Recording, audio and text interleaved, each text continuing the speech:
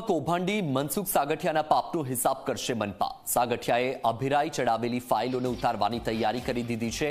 ડિમોલેશનની નોટિસો આપીને સાગઠિયાએ વહીવટ કર્યા હતા। માત્ર નોટિસ આપીને ફાઇલો અભિરાઈએ ચડાવી દીધી હતી। આગામી સમયમાં મોટા પાયે ડિમોલેશનની તૈયારી, સાગઠિયા સાથે થયેલા વહીવટ અંગે બિલ્ડરો પણ કરી શકે છે ખુલાસો। વધુ માહિતી મેળવીએ સંવાદદાતા ગૌરવ પાસેથી। ગૌરવ, હવે કૌભાંડી મનસુખ સાગઠિયાની મુશ્કેલીઓ વધી શકે છે કારણ કે હવે મનપા પણ એક્શન મોડમાં છે। શું અપડેટ?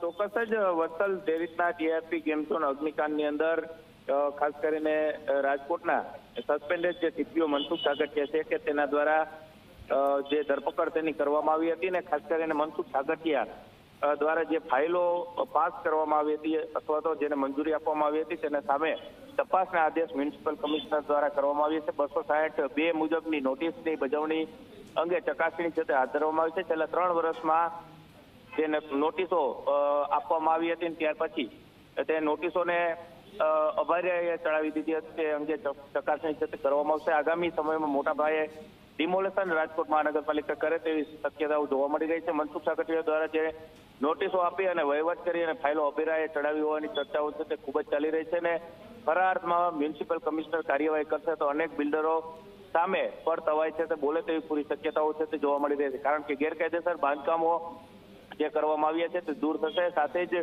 બિલ્ડરો જે દબાણો દૂર કરવાની કાર્યવાહી જો કરવામાં આવશે તો મનસુખ સાગઠિયા સામે વહીવટ અંગે પણ બિલ્ડરો પોલ ખોલે તો નવાઈ નહીં, એ પ્રકારની શક્યતાઓ અત્યારે જોવા મળી છે। બિલકુલ ગૌરવ, માહિતી બદલ આભાર।